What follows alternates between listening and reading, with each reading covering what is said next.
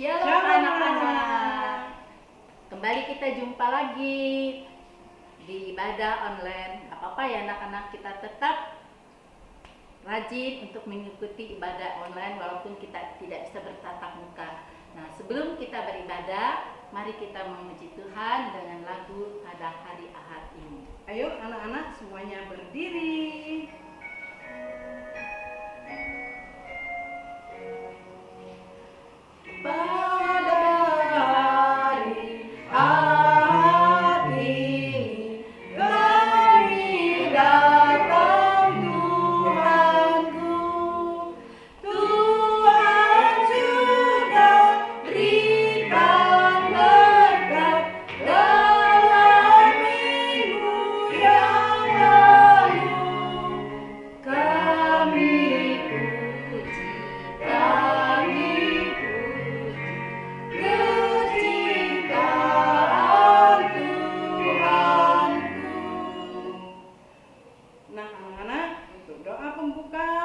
Kami persilakan anak kita Cia. Mari kita berdoa.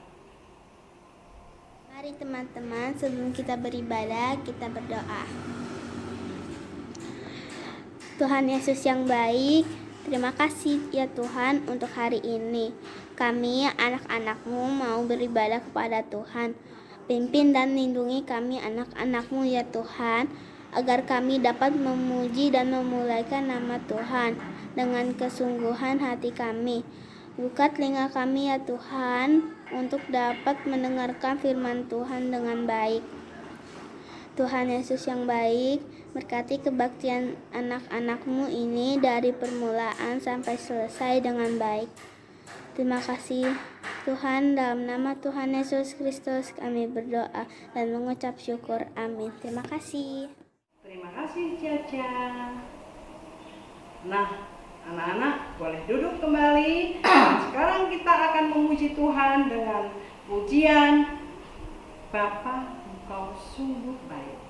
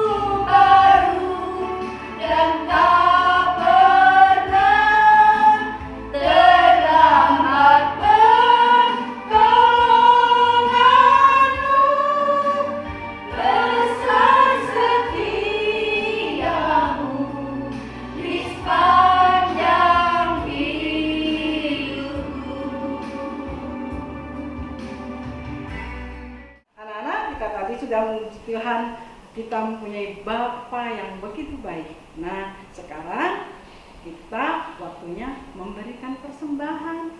Ayo Bu Oni, persembahannya. Nah anak-anak, karena kalau kita masih mengikuti ibadah online, kita nggak bisa langsung ya memberikan persembahan.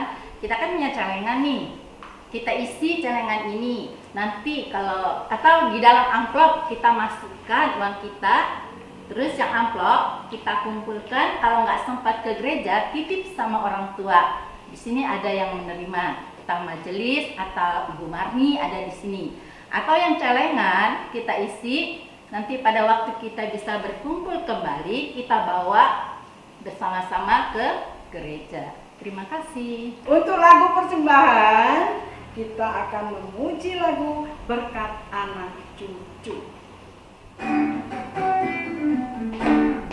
Begitu besar kasih Allah pada kita. Diberkatilah anak cucu kita di mana-mana. Tuhan mengubah miskin dan menjadikan kaya. Dan merendahkan dan meninggikan juga. Berbahagialah bagi orang yang percaya. Anak cucunya pasti tidak akan meminta-minta. Karena Allah menggenapi firman-Nya.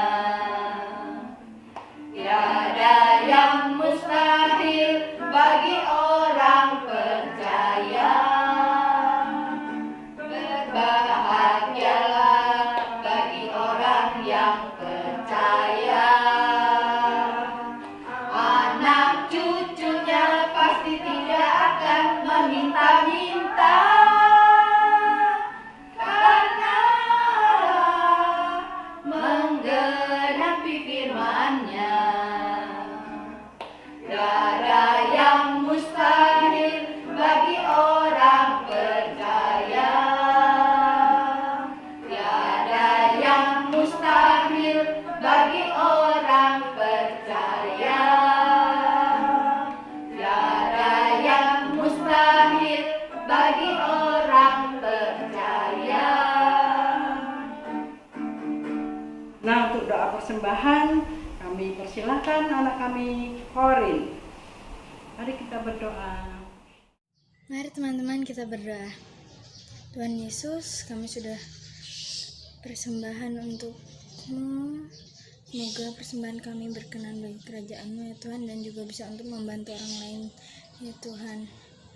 Dan juga semoga corona cepat hilang ya Tuhan. Terima kasih Tuhan, dalam nama Tuhan Yesus kami berdoa. Amin. Terima kasih Korin. Nah, Ibu Oni, sekarang waktunya kita mau mendengarkan Firman Tuhan. Tuhan. Nah, anak-anak, sebelum kita mendengarkan firman Tuhan, kita menyanyikan lagu Bagaikan bejana. Bejana.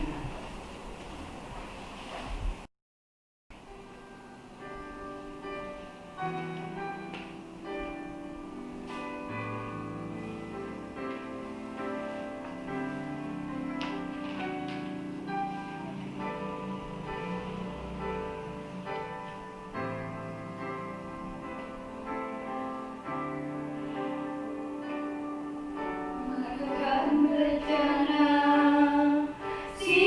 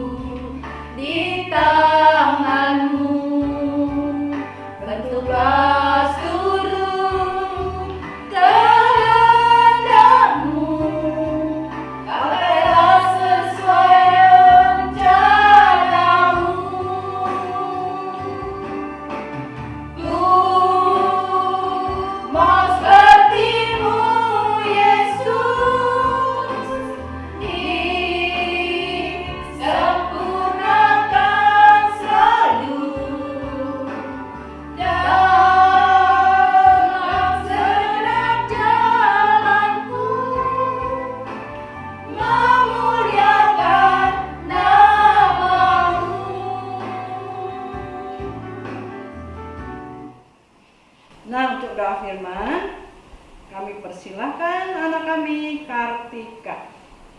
Mari kita berdoa. Teman-teman, kita berdoa. Ya Tuhan, kami ingin memulai membaca firman-Mu, mendengarkan firman-Mu. Kiranya Engkau selalu memberkati kami. Jauhlah kami dari mara bahaya, agar kami selalu memuji dan memuliakan nama-Mu Tuhan. Tuhan, hari ini kami sangat bangga, bahagia dalam hari yang Kau telah memberkati kami. Dalam nama Tuhan Yesus kami berdoa. Terima kasih Kartika. Nah, anak-anak, sekarang yang mau membawakan firman Tuhan, Ibu kita Rismi. Kami persilakan Bu Ris. Salam anak-anak semua. Tadi kita sudah memuji nama Tuhan. Sekarang saatnya kita juga akan membaca firman Tuhan.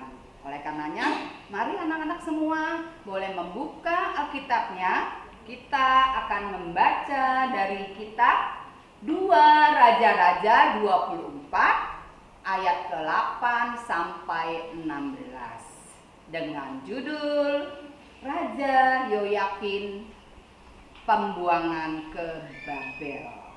Nah, sudah siap anak-anak semua untuk kita sama-sama merenungkan ayat yang kita baca. Sebelumnya, Ci Iris akan membaca sebuah berita di surat kabar. Dengerin ya. Wah, beritanya heboh banget ini ya. Telah ditangkap seorang anak mencuri sepeda. Nah, sepeda siapa ini yang dicuri? Dan akhirnya anak tersebut mendapat ganjaran hukuman selama 1 tahun. Nah, anak-anak, kalau kita sudah mendengar berita ini, sekarang Ci Iris mau tanya sama anak-anak semua. Siapa di sini yang belum pernah mendapat hukuman dari mama dan papa? Ayo angkat tangan. Nah, rata-rata pasti ya sudah pernah mendapatkan hukuman. Itu tandanya apa? Pasti nih anak-anak berbuat satu kesalahan. Tetapi yang anak-anak harus ingat, kalau mama sama papa memberikan hukuman itu bukannya tandanya dia tidak sayang. Justru mereka itu sangat sayang kepada kalian. Sehingga hukuman itu diberikan supaya kalian menjadi insaf, menyesal, tidak akan berbuat kesalahan lagi. Nah, anak-anak semua, 2 minggu sebelumnya kita sudah mendengar cerita 2 tokoh raja, yaitu Raja Yosafat dan Raja Yosia. Ada yang ingat ceritanya? Ci Iris akan mengulangi sekilas ya. Raja Yosafat dan Raja Yosia. Mereka adalah raja dari kerajaan Yehuda. Raja Yosafat begitu sangat setia hidupnya. Dia menuruti setiap perintah Tuhan. Bukan itu saja anak-anak, selain dirinya sendiri, dia pun ternyata mengajak para rakyatnya untuk berlaku seperti dia, selalu mengikuti perintah Tuhan. Bahkan sampai ketika pengajaran Injil dilakukan, dia membawa guru-guru ahli Taurat itu untuk berkeliling mengajar rakyat-rakyatnya. Nah, anak-anak semua, dia tidak senang jika rakyatnya itu tidak menuruti perintah Tuhan. Begitu juga dengan Raja Yosia. Dia juga sangat setia kepada Tuhan.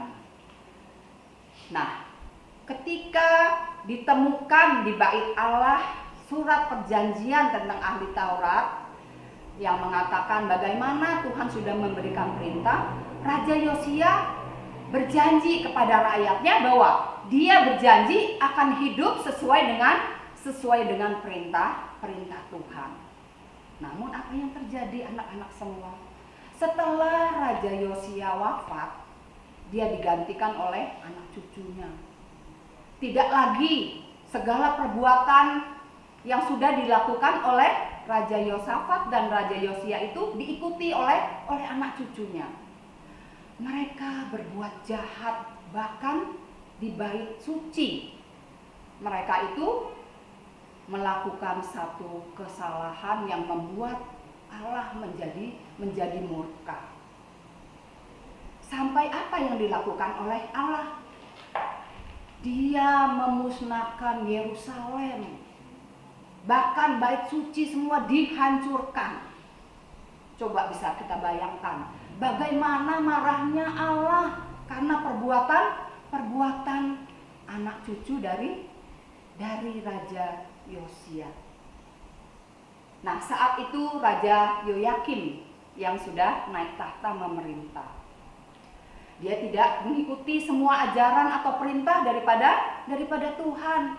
Sehingga karena kemurkaannya Allah, akhirnya Allah ingin menyadarkan mereka.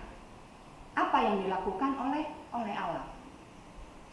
Dia mendatangkan Raja Nebukadnezar datang menjajah negeri Yehuda. Nah, Raja Nebukadnezar ini ketika dia datang di kerajaan Yehuda, dia mengalahkan kerajaan Yehuda, dia mengambil semua harta benda yang ada di dalam kerajaan Yehuda. Bahkan perkakas dari emas Raja Salomo ikut semua dijarah. Nah, anak-anak tahu, bukan hanya itu saja ternyata yang dilakukan oleh Raja Nebukadnezar. Dia membawa serta Raja Yoyakim, berikut ibunya, berikut istri-istrinya, pegawai-pegawainya, pembesar-pembesarnya yang hebat, ahli-ahli tukang besi, ahli-ahli, banyak macam ahli, semua ikut diangkut semua, dibawalah ke Babel. Anak-anak tahu apa sebetulnya tujuan dari Raja Nebukadnezar? Kok bukan hanya menjarah harta benda, emas-emas, malah semua penduduk-penduduk yang hebat-hebat semua ikut diboyong ke negeri Babel. Nah, ternyata tujuan dari Raja Nebukadnezar adalah supaya negara dia itu menjadi lebih kuat. Karena apa? Isinya kan coba orang-orang hebat, pegawai-pegawai terkenal, terkemuka, ahli-ahli, ya kan? Semua para ahli semua ada di dalam negeri itu. Sehingga negaranya menjadi kuat, menjadi hebat. Yang tinggal di negara Yehuda adalah orang-orang yang lemah, orang-orang yang bodoh. Coba anak-anak bisa bayangkan apa jadinya sebuah negara yang isinya hanya tinggal orang-orang yang lemah, orang-orang yang bodoh. Bagaimana bisa negara itu maju?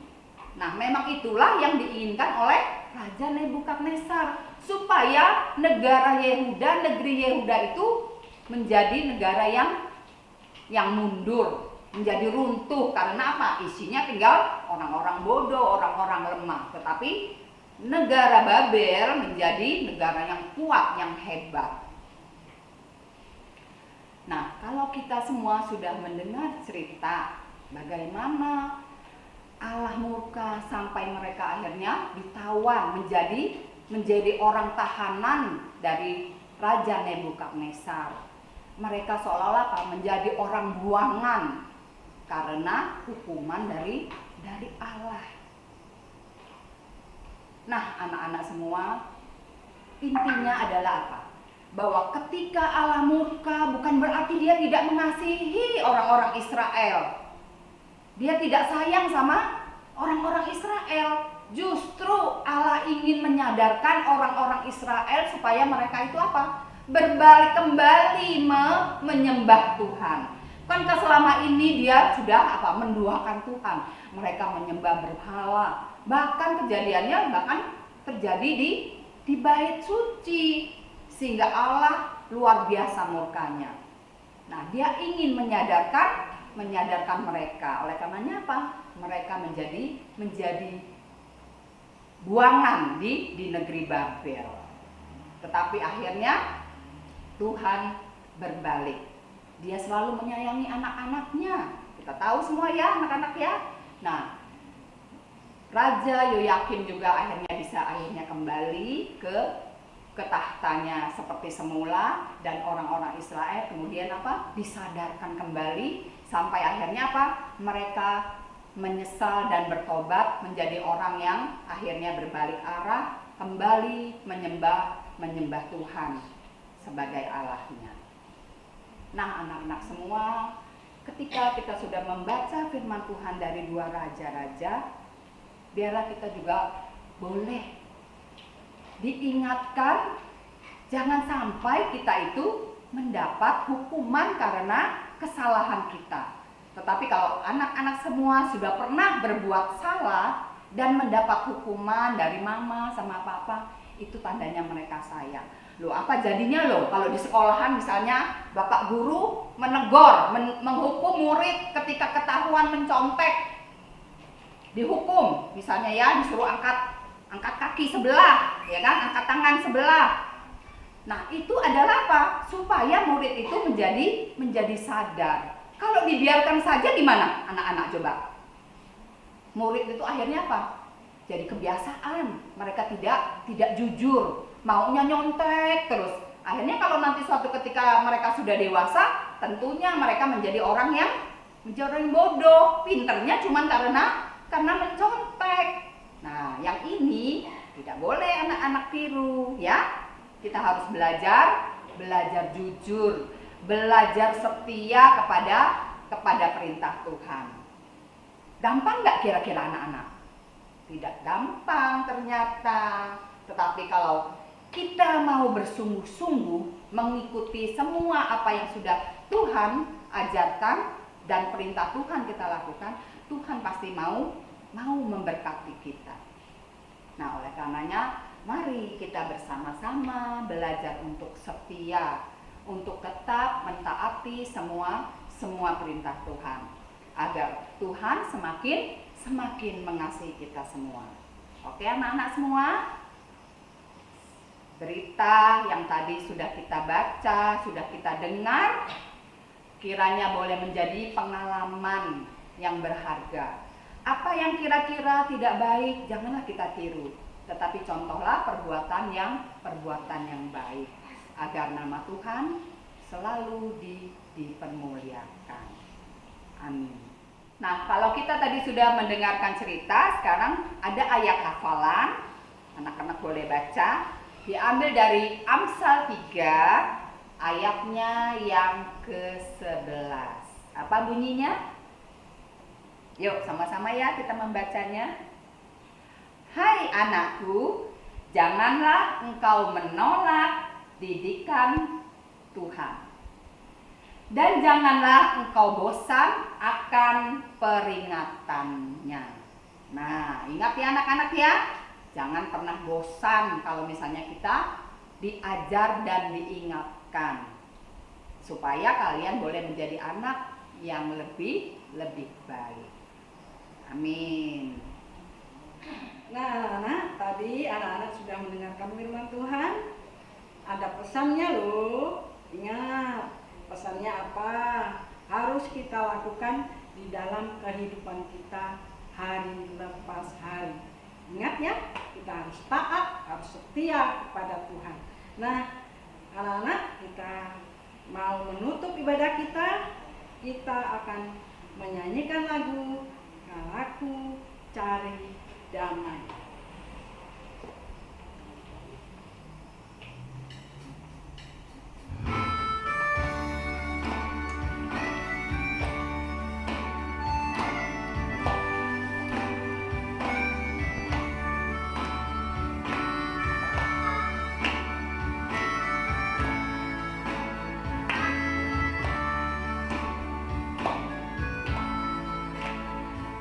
Aku cari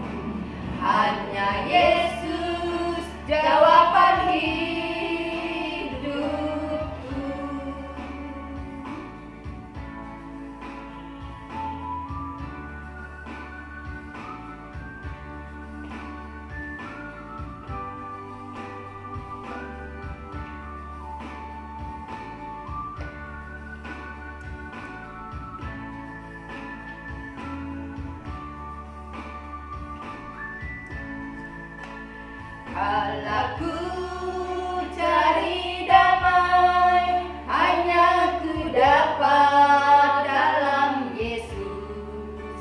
Kalau ku cari ketenangan, hanya ku temui di dalam Yesus.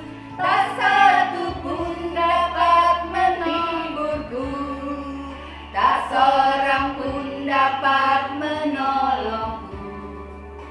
Hanya Yesus jawaban hidupku.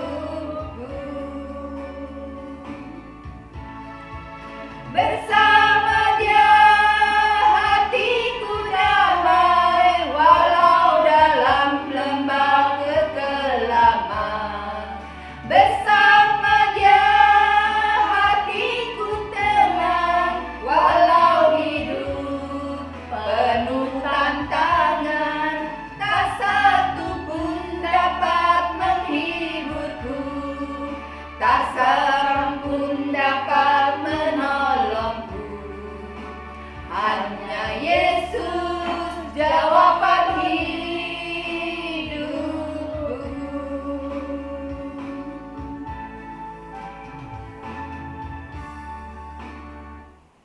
Nah, untuk doa penutup, kami silakan anak kita Saul.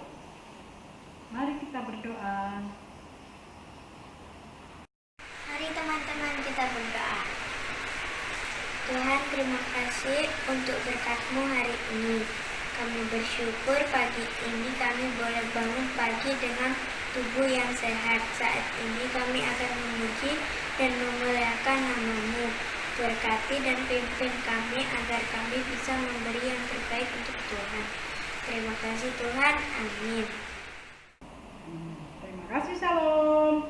Yuk semua anak-anak berdiri, kita mau menerima berkat Tuhan.